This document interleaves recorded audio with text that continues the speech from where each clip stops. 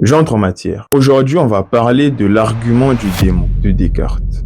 Imagine que tu es un scientiste. Pour toi, la science, c'est vraiment tout. Il n'y a que la science qui compte. Tu ne crois qu'en la science. Dès qu'il y a un débat, tu dis, est-ce que c'est confirmé scientifiquement parlant? Est-ce que c'est validé par la science? Est-ce que la science a confirmé cela ou pas? Un jour, tu entres dans une immense bibliothèque et au fond de la salle, tu trouves un vieux bibliothécaire. Tu t'approches de lui et tu lui demandes de t'indiquer ce fameux livre scientifique qui contient les connaissances les plus actuelles et les plus exactes. Mais l'homme, au lieu de te conduire vers un traité de physique, de mathématiques ou de biologie, le vieil homme te pose une question, te demande. Même si tu te présentais ce fameux livre, est-ce que tu seras en mesure de reconnaître la vérité?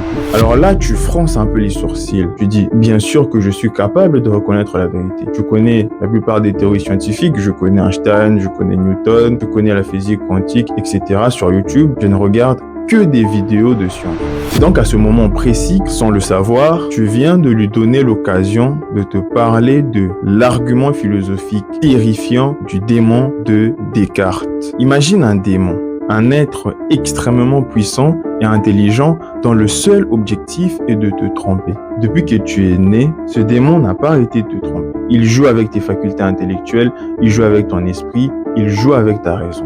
Peut-être qu'à chaque fois que tu as vu une vidéo scientifique, tu t'es dit « Ah, c'est vrai ». Alors qu'en réalité, c'était lui, en jouant avec ton esprit, est arrivé à te manipuler et à te faire croire que cela est vrai. Pour prouver que tu n'es pas victime de cette manipulation, tu dois être en mesure d'examiner tes facultés de raisonnement. Or, pour examiner tes facultés de raisonnement, tu as besoin de tes facultés de raisonnement. Et c'est là que le problème devient un peu compliqué et un peu dur. Pour prouver que ton outil fonctionne, c'est-à-dire tes capacités de raisonnement, tu es obligé de te servir de ce même outil. Tu es obligé de te servir de tes capacités de raisonnement pour prouver que tes capacités de raisonnement fonctionnent correctement. Or, il se trouve qu'il y a peut-être un démon qui te fait croire des choses et qui manipule tes capacités de raisonnement. Donc, en conclusion, désormais, tu sais que à chaque fois que tu feras un débat avec ton pote, le scientiste, ou si toi-même tu es scientiste, tu sauras désormais que tu ne peux pas te fier à 100% aux énoncés scientifiques ou aux découvertes scientifiques sans risquer